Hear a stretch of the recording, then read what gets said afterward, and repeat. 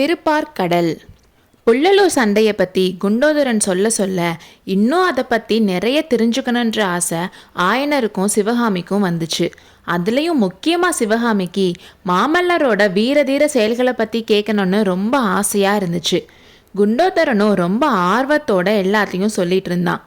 போர்க்காலத்தில் எதிரிகளுக்கு நடுவில் மாமல்லர் போய் வாளை சுத்தினப்போ எப்படி இருந்துச்சு தெரியுமா? அது வாள் மாதிரியே தெரியல, திருமாலோட சக்கராயுதம் மாதிரியே இருந்துச்சு.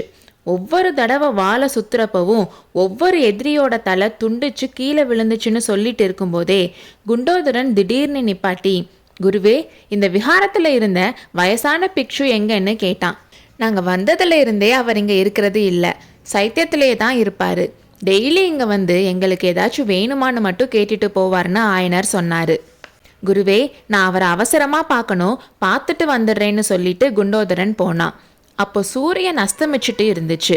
அன்னைக்கு ராத்திரி பயங்கரமாக மழை பெய்ய போகுதுன்றதுக்கு அறிகுறியா வானம் முழுக்க கரும் மேகங்கள் சூழ்ந்து வந்துச்சு. இன்னைக்கு ராத்திரி காத்தும் மழையும் பெரிய திருவிளையாடல் நடத்த போது போலையே.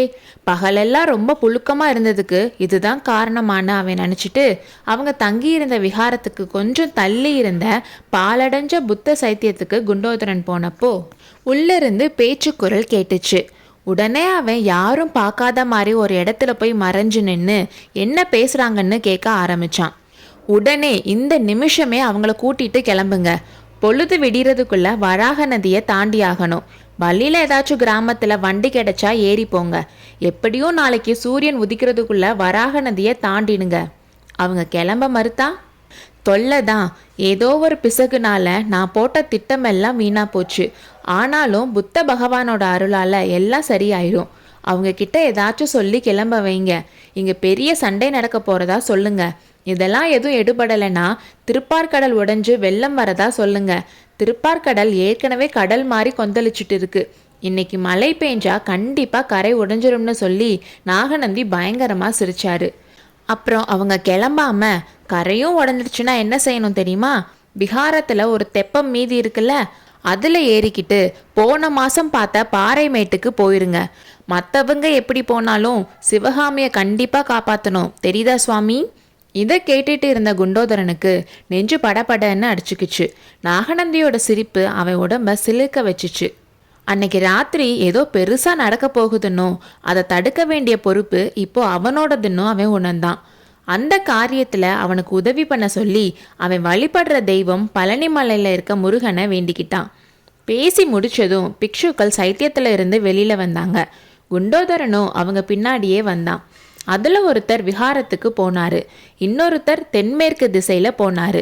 இப்போ குண்டோதரனுக்கு என்ன பண்ணணும்னு மனசுக்குள்ளேயே ஒரு போராட்டம். ஆயனருக்கு போய் எச்சரிக்கை பண்ணணுமா? ஆனால் என்னென்ன எச்சரிக்கை பண்ணுறது?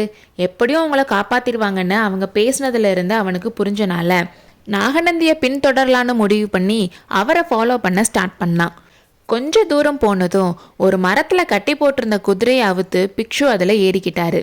ஆஹா, திருட்டு போன குதிரை திரும்ப கிடைக்க போகுதுன்னு குண்டோதரன் நினச்சிக்கிட்டான்.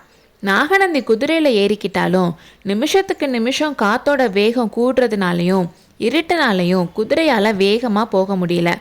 அதனால் அவரை ஃபாலோ பண்ணி போகிறது குண்டோதரனுக்கு ரொம்ப கஷ்டமாகவும் இல்லை. சில சமயம் குதிரையோட காலடி சத்தம் முன்னாடி கேட்குதா இல்லை பின்னாடி கேட்குதான்னு சந்தேகமாக இருந்துச்சு. ரெண்டு பக்கத்துலேயும் கேட்குற மாதிரி இருந்துச்சு அவனுக்கு. இது தேவையில்லாத பிரம்மன்னு நினச்சி அவன் விட்டுட்டான். கிட்டத்தட்ட 1 மணி நேரம் அவன் நடந்து வந்ததுக்கப்புறம் அவன் முன்னாடி ஒரு பெரிய மலைத்தொடர் மாதிரி ரொம்ப தூரத்துக்கு ஒரு கரை தெரிஞ்சிச்சு. அந்த டைமில் கண்ணை பறிக்கும் மின்னல்களோடையும் உலகமே அதிரும் இடி முழக்கங்களோடையும் மழை பெய்ய ஆரம்பிச்சிச்சு. மின்னல் வெளிச்சத்தில் நாகநந்தி மேட்டில் ஓரமாக இருந்த ஒரு மரத்தில் குதிரையை கட்டிட்டு கரை மேலே ஏறுறது குண்டோதரனுக்கு தெரிஞ்சுது. அவனும் அதில் ஏற ஆரம்பித்தான். மழை பெஞ்சனால கரை வழுக்குச்சு. அதில் ஏறுறது அவ்வளோ ஈஸியாக இல்லை. பக்கத்தில் வளர்ந்துருந்த மரத்தை பிடிச்சி எப்படியோ அவன் மேலே ஏறினப்போ மறுபடியும் மின்னல் வெட்ட இன்னொரு பயங்கரமான காட்சியை பார்த்தான் குண்டோதரன். திருப்பார்கடல்ன்ற ஏரி புயல் காற்றுல கொந்தளிச்சிட்டு இருந்துச்சு. ஒரு பெரிய கடல் மாதிரி அலைகள் மோதிட்டு இருந்துச்சு. அப்படி கொந்தளிச்சுட்டு எந்திரிச்ச அலைகளை மின்னல் வெளிச்சத்தில் பார்த்தப்போ வெள்ளை வெள்ளேர்னு இருந்தனால உண்மையிலேயே அந்த ஏரிக்கு திருப்பார்கடல்ன்ற பேர் ரொம்ப பொருத்தமாக இருந்துச்சு. அதே நேரத்துல குண்டோதரன் நின்றுட்டு இருந்த இடத்துக்கு கொஞ்ச தூரம் தள்ளி அவனோட உடம்புல இருக்க ரத்தத்தை எல்லாம் சுண்ட செய்யற அளவுக்கு இன்னொன்னும் நடந்துச்சு. அலைகள் மோதிட்டு இருந்த ஏரியோட கரையில கைய மேல தூக்கிக்கிட்டு ஹான்னு பேய் மாதிரி சிரிச்ச நாகநந்தியோட சிரிப்பு சத்தம் புயலோட சத்தத்தையும் அலைகளோட சத்தத்தையும் விட பிரம்மாண்டமா கேட்டுச்சு. நாகநந்திக்கு பக்கத்துல ஏரிக்கரையை பிளந்துக்கிட்டு ஒரு சின்ன கால்வாய் வழியா தண்ணி வர ஆரம்பிச்சிச்சு. நாகநந்தி அடிகளின் காலடியில் ஒரு மண்வெட்டி கிடந்தது. அடுத்த அத்தியாயத்தில் சந்திப்போம்.